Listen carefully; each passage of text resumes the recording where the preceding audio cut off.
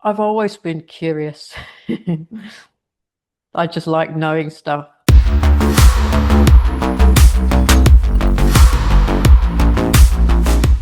So, hi everyone, it's Erkan Ali here with Shulagh Jacobs, and this is podcast number 7. And Shulagh is truly a special guest because Shulagh and I have done nearly 20 podcasts together previously between 2020 and 21, and it was on the Beyond Mainstream channel. And at that time, we were mainly talking about the global agendas and COVID, and we were revealing all sorts of information about it. So, it gives me great pleasure to welcome you, Shulagh, to the show. How are you?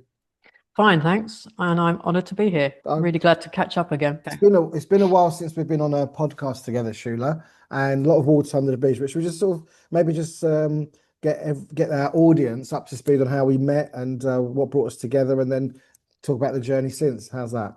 Obviously, I knew you from way back, various sort of business type networking events and functions and B collaboration, all that kind of stuff.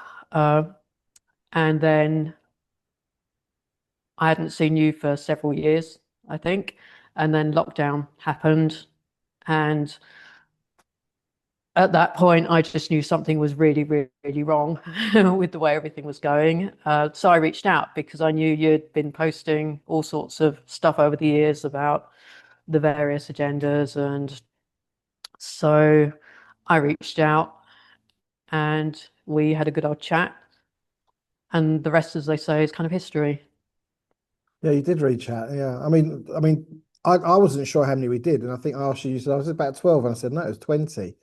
Mm. Over about I think just over a year, and it was I think at that time you'd started writing. You were getting into, would you call it journalism or research? How would you describe your writing at that time? Because you was kind of taking it quite seriously. Yeah, I've always enjoyed writing. And, I've always written content for my business. So it was a skill I developed quite organically. And during lockdown, obviously, my business closed completely.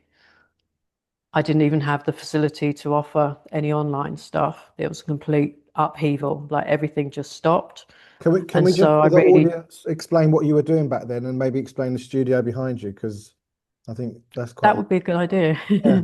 Yes. So I've been teaching salsa dancing full time for the last 10 or 11 years. This is my studio space in Brentwood, lovely building called Merrymead House. And I'm very blessed to be here because it really is a peaceful, tranquil, hidden gem in which is really just 3 minutes from the local town centre. But I think even people who live here, a lot of them don't even know it's here. So Yeah. So that's salsa has been you've been making a living teaching, and I think you did more than just teach. I think you ran. Just tell us a bit about the business aspect of it, because I have to remind myself this is a business show as well as all the So others. my background was in personal training and fitness, which I did for many years, but I felt I kind of outgrown that scene. And during that time, I'd become really, really passionate about the dancing.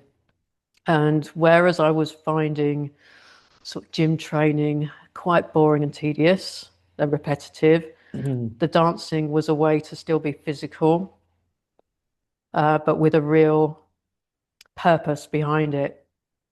So that was how I really first entertained the idea of making the switch.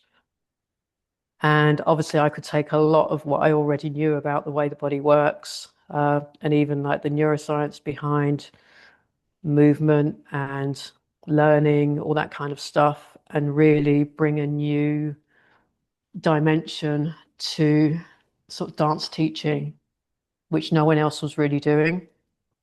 So a lot of it was to do with creating a real structure and system behind the teaching side, instead of just kind of like, I'm going to do something, now copy me.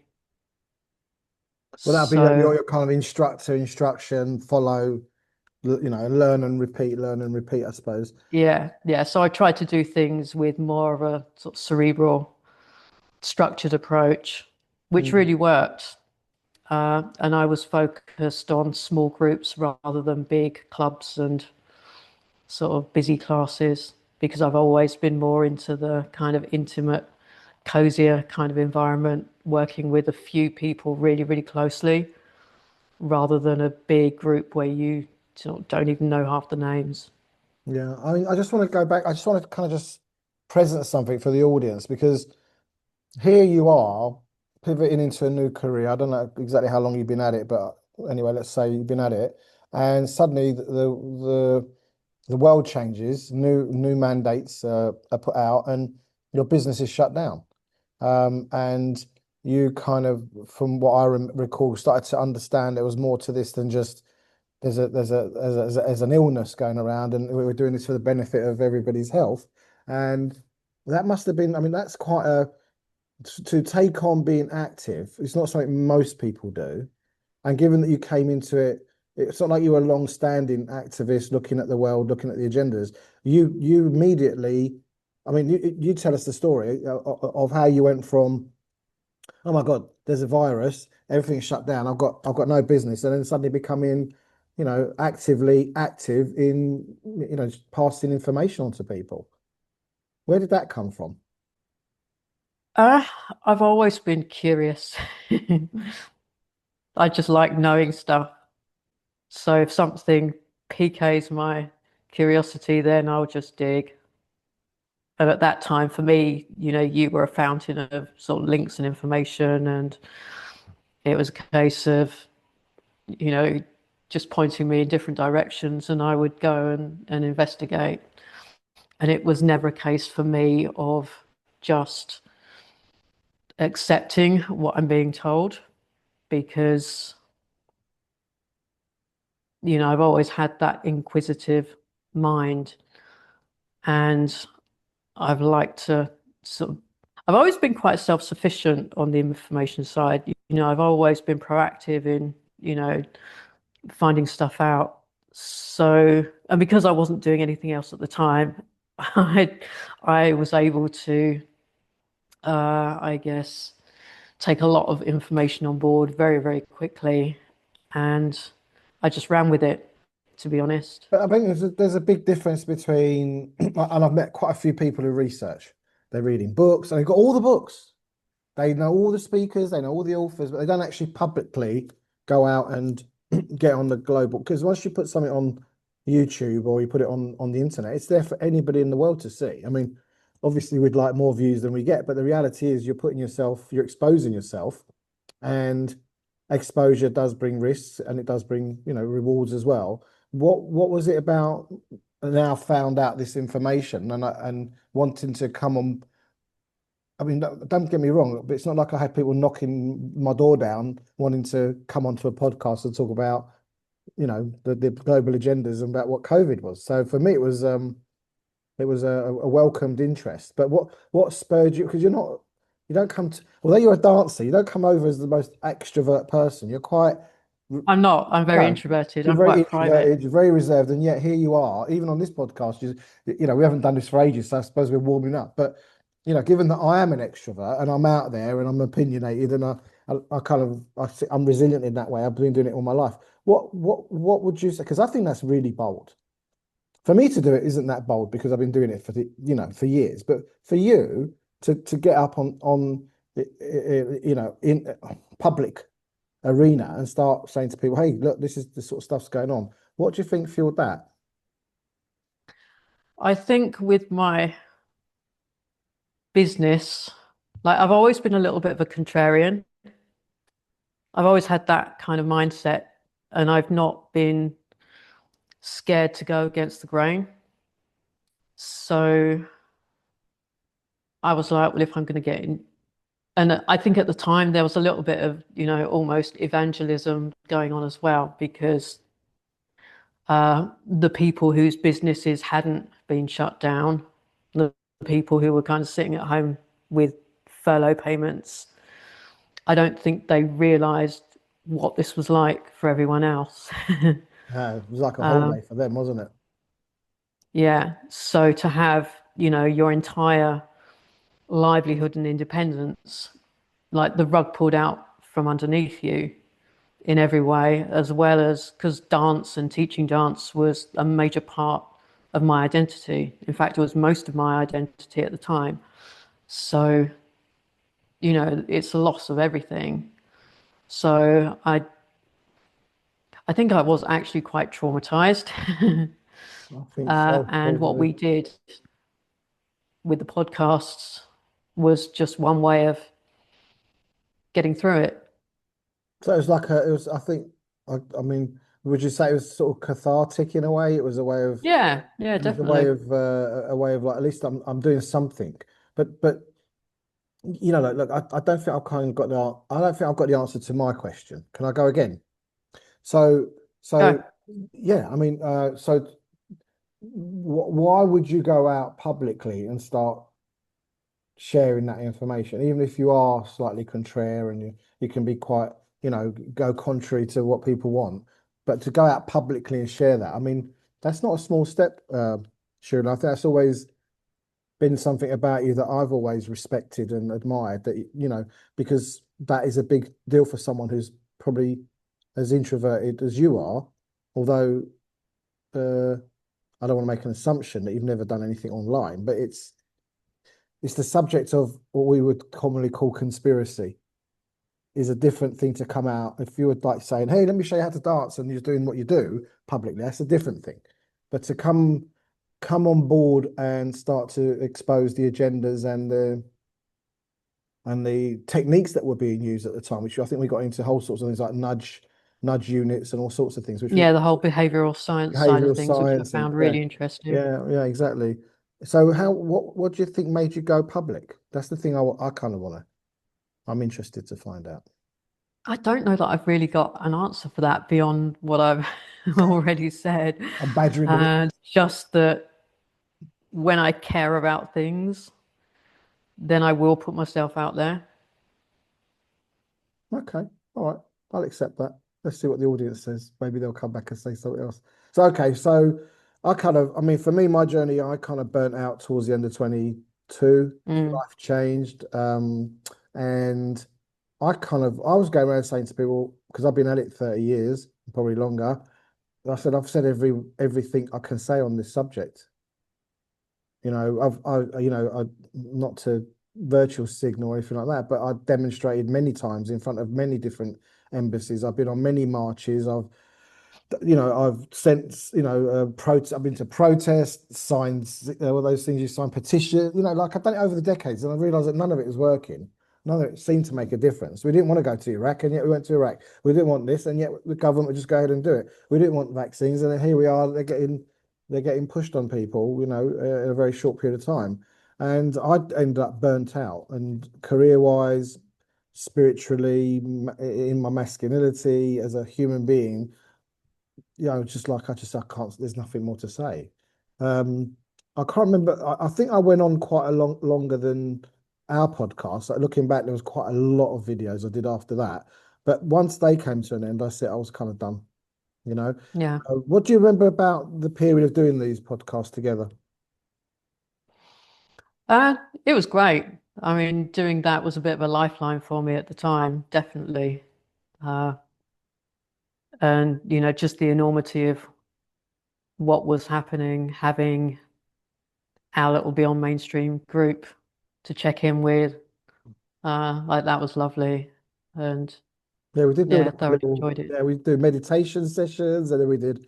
I think we did law com natural law. I don't know if you joined the natural Yes. law groups. We did. I did two. We did Yes, two I of remember those. that. Yeah. So okay, so that phase or era came to an end for you and us. And then how did you? I mean, I described it as like getting washed up on the shore. Where did you end up washed up on the shore, and what did it mean for your business?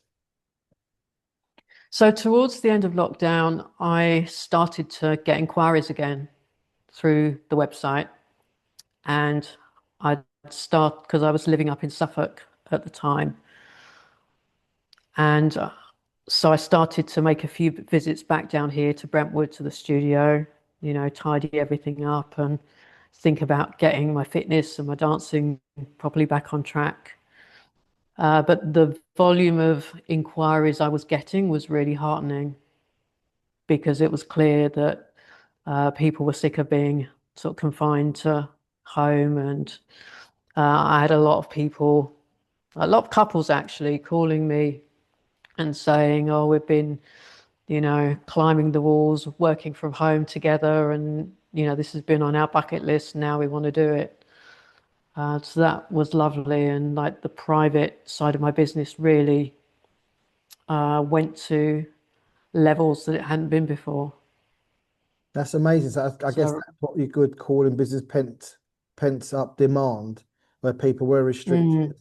I know people bought a lot of dogs at that time. People were doing a lot of decorating at home, and drinking had gone up, domestic violence had gone up, all sorts of uh, uh, effects of the lockdown and I suppose the ongoing effects of that. So business yeah, in lots terms of of coping yeah, mechanisms. yeah. So a lot of your business, a lot of your classes were more small, one-on-one type, was it? Yes, That's what yeah, yeah, that's private lessons for individuals private. and Yeah, couples yeah. mainly. And Uh, has it the, progressed since then? What have you done? What's happened since after the? 'Cause that's what end of COVID. It's been like 3 years now, isn't it? Almost. yeah, yeah, it's just built steadily, really.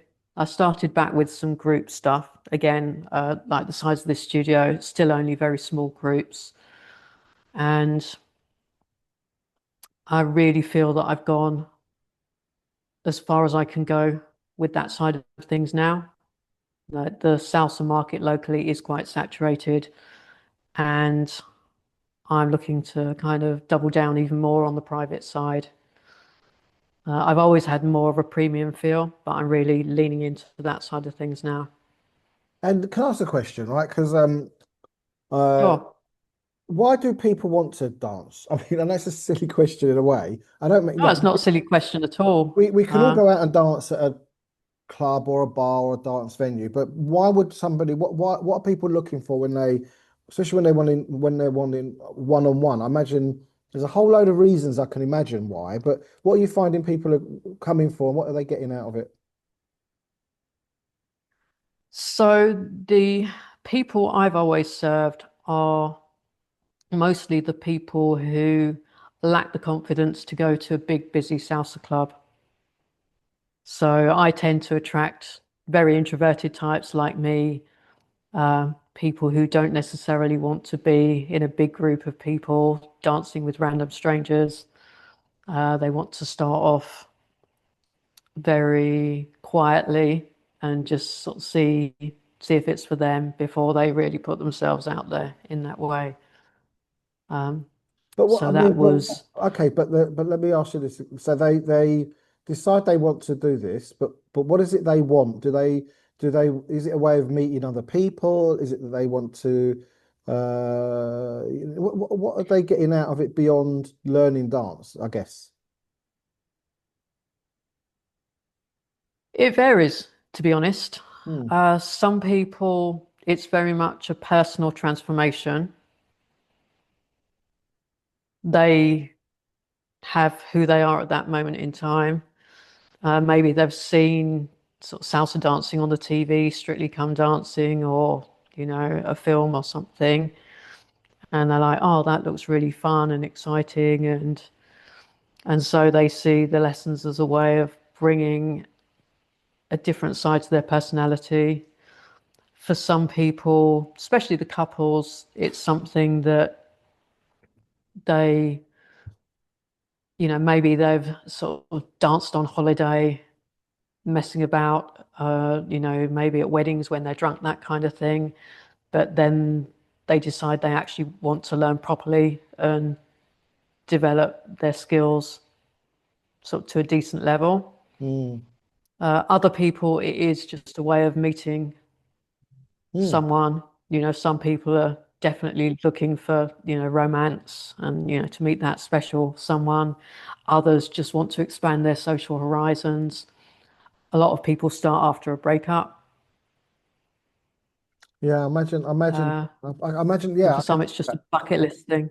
yeah, I can imagine. I mean, like when you go to a wedding and there's that couple that gets up when they just know the moves. You're thinking, but deep down, I'm Mm. kind of jealous, that they can do it. But I've always had this thing that I can't coordinate and I can't get my feet in the right place. So do you find, I mean, just out of curiosity, is there a difference between the way men come to it than women, or is it all sorts of different ways people come to it? That's a really interesting question, uh, because typically it's always been like historically that women are far more like prevalent in sales classes than men. Uh, they're much more drawn to dancing generally because, when we're younger, we do aerobics classes and, Mm. dancing for women is often a thing we do at school and from a very young age. For guys, I think many years it wasn't considered cool or macho or very masculine to dance, but I think that's changed, with TV programs like Strictly. So I think it's definitely more acceptable for guys to get into it. But the interesting thing is, once they've been doing it for a while, almost goes in reverse because the women get to a point where they're kind of, they can do it, they're enjoying it. The guys tend to treat it much more like a physical challenge. So once they get a taste, then they want to get really good, So that so that almost like a kind of sports mindset. that competitive nature of the male Exactly. masculine comes out, and then it's like, yeah, want to be, if they're going to do it, they want to be really good at it and hold their own in any situation, I guess. Yeah. I can imagine that. So Yeah. So what's coming next? I mean, you're doing the private lessons, and when you say I think you said you want to take that up to another level. Is that to what does that mean? So I've been working behind the scenes to put together some amazing programs because obviously I want fulfillment from my work as well. And one of the things that typically happens is that, people get to a level, then they discover the local salsa scene, they go off into the clubs, meet people. So the shelf life of that type of client is quite limited. Because the salsa journey was quite a deep personal transformation for me, I was looking to work with people who wanted to go on similar type of journey themselves. So less about everyone else, much more about what's in here and how you can match up what's on the inside to what's on the outside and literally find yourself through the process of learning to dance. And I work with a lot of couples, and most of these couples, there are some who want to join the local sort of, social dance scene, which is great. But quite a few of them, they're not that interested in working with, uh, they're not that interested in dancing with loads of random strangers and sharing their partner with everyone else. They want to dance on their own together and really work on their own chemistry, connection, and that type of thing. So I'm putting together some very kind of deep transformational programs for them. There'll be a number of ways people can engage with the material, but I'm looking at running retreats, 12-month programs, and a few other things besides 2-day intensives. So A whole lots different kind happening. of a whole different if you like, a whole different approach to actually using Absolutely. salsa as a dance and getting it and taking that into people's lives and their relationships. And I Mm. guess dance is a metaphor for life at the end of the day, isn't it? Um, Yeah, yeah. One of my kind of philosophies is that life is a dance and dance is life. yeah, So for the sure. two do mirror each other in many Yeah, ways. yeah, yeah. So just put this part of the business aside, park it aside. By the way, audience, I will have all Shulad's details below this video. So if you want to get in touch and find out more about those interesting packages, I think it'd be great. What else? What else? When you are you looking at the world in in any way? And what are you thinking about? What you see? I mean, I'm not in England anymore. You're in the UK. How's the UK changing? What are you noticing? The UK is obviously changing a lot, and I I think it's fair to say that a lot of business people are very nervous about what's on the agenda. Just, the change in sort of the taxation landscape and food security, all that kind of stuff. There are lots of changes happening, a lot of which the general public are unaware of, even though it's all kind of documented there in new legislation that's coming in and, all these bills that are being passed. So, yeah, quite scary times, I think. And do you see yourself staying in the UK? Would you kind of be tempted to do what I've done and move on, or is that not something you I'm consider? definitely looking at options for sure. Again, this is the other reason I wanted to pivot the business so I would be prepared next time around. uh, if something potentially comes along and pulls the rug from under my feet again, then I've got more options than I had last time. That's what I'm really working towards. So to be in a position where I could run my business from somewhere other than here. Hmm. But I guess, well, I don't know. Can you? I mean, I have seen videos of people doing instruction online, but I don't get that's you though. I imagine if you're really into the personal and being with people and being there physically with them, or or do you offer online options as well? I don't like online teaching. It doesn't have the same energy as being there in the room with someone. Uh, but you know yourself, if you need to find somewhere to run something from, you can find it. As I said, I'll be running retreats at some point, and that may mean that I don't need to be like have a fixed premises like this. It's nice to have, but sooner or later, it will probably be time to move on. Hmm. And I'm just making sure I'm going to be ready when it is. Yeah. And what are you doing to promote that business? I mean, or have you not got there yet in terms of are you creating social media content? Are you doing promotions or adverts? How are you gaining interest and getting clients to book those kind of events?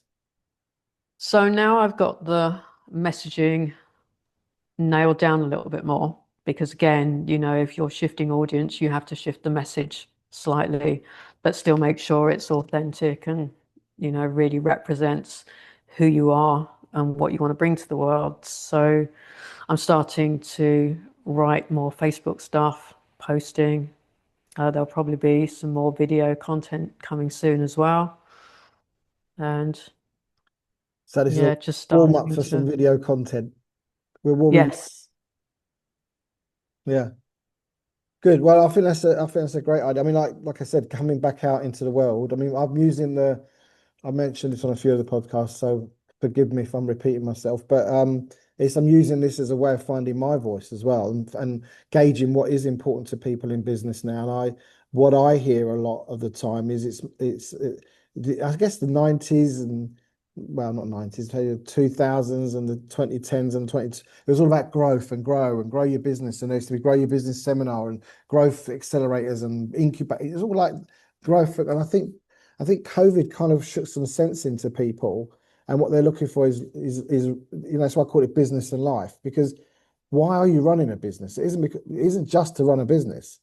There is a life behind that, or is a life within it. And I've often people say sometimes, you're a life coach or a business coach. So well, it's all life at a level. We're dealing with what's important in those lives, and I think people are looking for more than just running businesses and buying more stuff. They're I guess COVID kind of made people reevaluate what was important. I mean, would you agree with that, or how would you express that? Yeah, I think people are looking for more meaning for Mm. sure. And I think people, maybe not everyone, but a lot of business owners that I talk to have realized that scaling up isn't everything. And if anything, it just creates more of a prison for yourself. The whole point of having a business is so you can live and, do the things that you want to do Yeah. without having to wait until you're sort of 90 to do them. Yeah, someday, one day, one day, one day. And in terms of this, Exactly. in terms of the spirit of business bold, what would you say is the most bold thing you've done in business for, in your career? Oh, now there's a question. I think I can think of a couple of things. The first one is when I did pivot from teaching fitness to salsa dancing because I didn't really know my ass from my elbow when it came to salsa dancing at that point. I was just, well, I've got to do something, and this is the thing that I really love to do. So let's try it and see what happens. Uh, but to be fair, I did put the work in. I trained with some amazing teachers to get my own skill set up, and spent a lot of time working on, the systems behind the scenes to make sure my teaching was top notch. So there was that. Uh, I think the other really bold thing is what I'm doing right now because I am going to be charging a lot of money for these new programs. So I'm taking things right to the high end. And it is a different kind of skill set that I'm learning in terms of how to communicate with that type of audience compared to the people I work with now. Hmm. But it's a really exciting challenge, No, I get it. and it's great for me to feel that I'm leveling up as well. And So it's it's and a it is, isn't it? I mean, I'm kind of doing a similar. I want to. I don't like the term going up the food chain, but that's not a nice term, is it really? I mean, it just comes to mind. But I want to work with higher net worth individuals where the stakes are higher. The also the difference I can make within those situations. I want to see myself achieve more in the work I do. Um, so I haven't really identified my business audience yet. So I'm using the summer and the podcast as a way of getting to September with a view to start to approach kind of like more, I don't know, still entrepreneurial, but more than, just bigger organizations where I can make a bigger impact. So something that I think we're parallel in a way, taking our game to another level, to another why, because well, why not? And it keeps you interested and keeps you growing, doesn't it? Is there anything you've read yeah. recently? You reading anything that's interesting?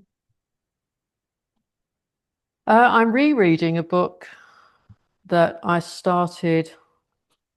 I think I first read it probably about 7 years ago, called Your Brain on Music, which is all about, I forget the author, but it's all about how the brain relates to music and, the mathematical patterns within it, and, why as humans we are so connected to music.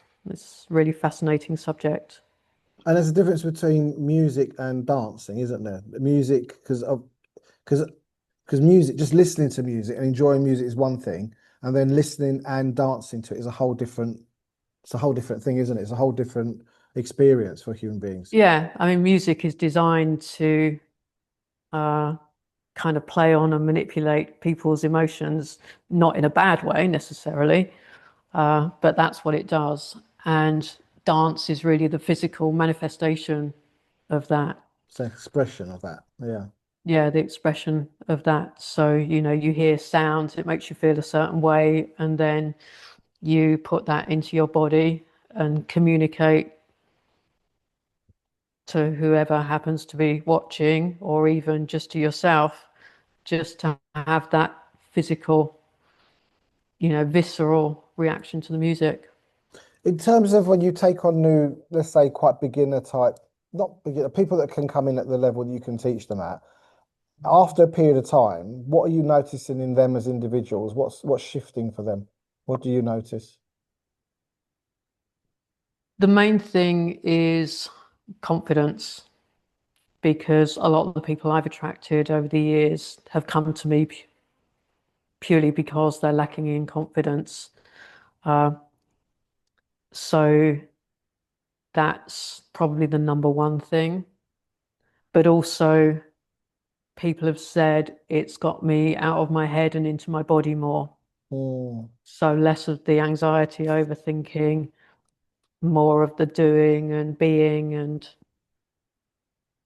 And it seems like a really obvious question. I feel bit embarrassed asking it, but I'm going to ask it. Does it affect libido dancing, do you think?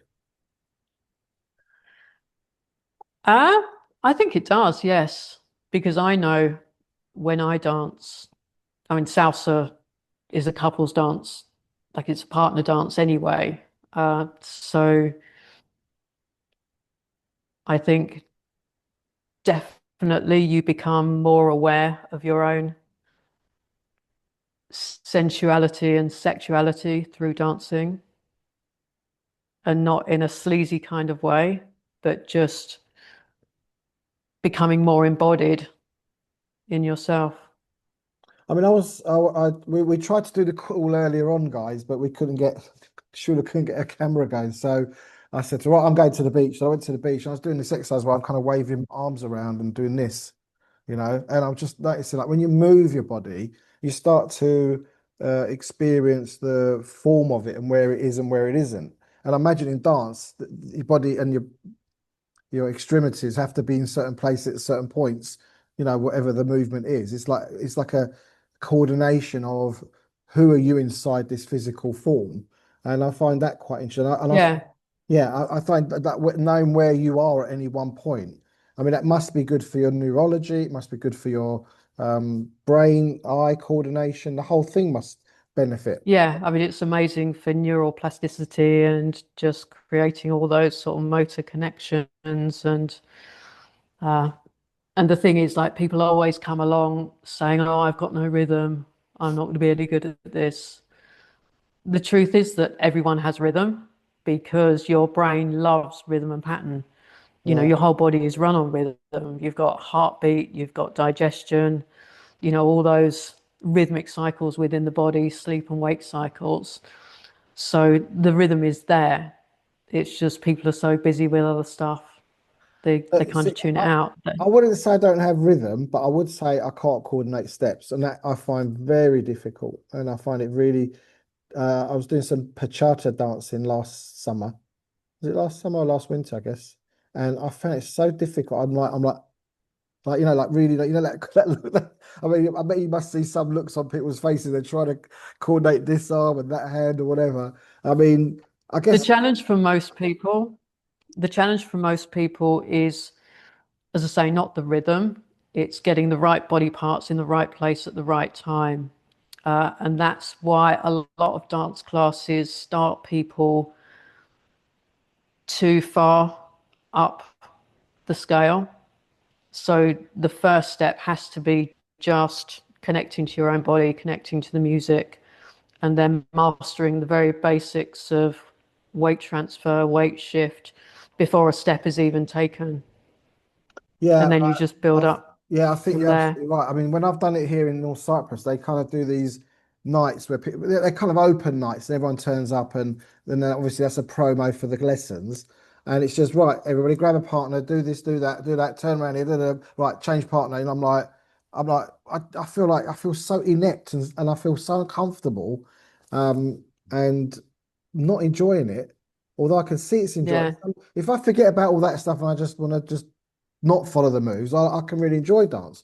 But learning I suppose like learning Shotokan karate is learning the moves of the dance is so basically what you're saying is really where these things kind of make people feel uncomfortable is they're not starting.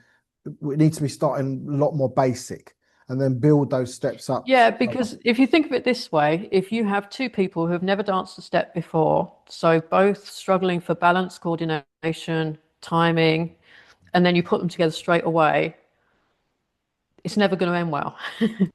It's Sure. always going to be It's awkward a and car crash. yeah, and So, also I don't know. I mean, tell me if I don't really like touching strangers either.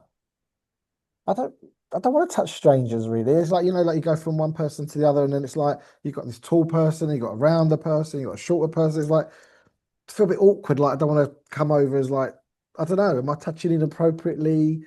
All that kind of stuff. I mean, I guess that's what Yeah, I mean, with salsa, that side of it does take a bit of getting used to in terms of like the wider club scene. But again, that was why I realized that, my approach here was needed because it gave people an alternative if they didn't want to do the sort of Yeah, dancing yeah, I can see. 30 different random strangers. So if you was taking on a new student for this studio, what are they doing? They doing once a week, once twice a week?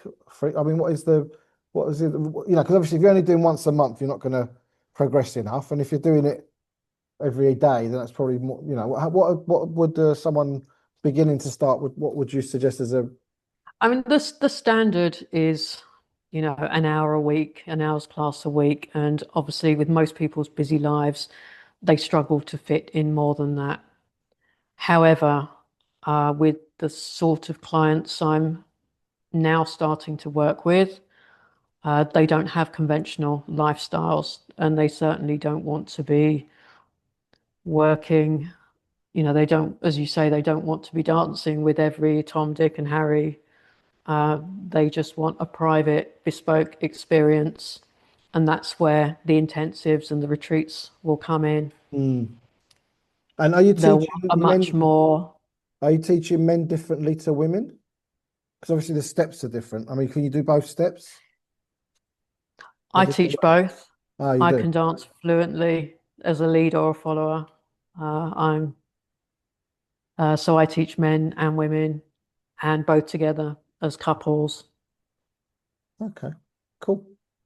Okay, right. I think. Is there anything else you'd like to add or say or share with our audience? Nothing apart from like dancing is for everyone. I firmly believe that everyone is a dancer, even if they don't believe it themselves. And even if salsa is not the thing that appeals, there are so many different styles of dance out there. Everyone's got theirs somewhere. So I recommend people go and find it because there's no better way to kind of keep fit, stay active, and just really be connected and at one with your body. Fantastic. Okay. Shula, I really appreciate you taking the time. It's been great catching up again. Our audience, please like and subscribe to the channel, share it with people. Feedback, I've been getting some fantastic feedback, which is great, encouraging for me. And I've had people remark on the different guests and the tone and I want to bring a variety of individuals to the show. And we will be planning, Shula, to do some possible threes and fours or fives where we put a subject in the middle. So would you be open to coming back and participating in one of those? Yes, I'd love to. Yeah, well, Thanks very much. someone's asked me to do relationships, but we'll leave that for a little while. We'll leave that one for later, but I'm sure we'll find other subjects. Anyway, listen, thank you for joining us. Take care and catch up soon.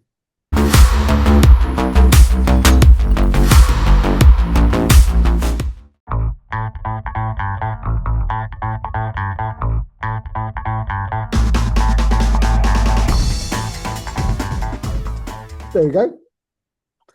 All right. Cool. Yeah, Yeah. it was all right, like old time's sake.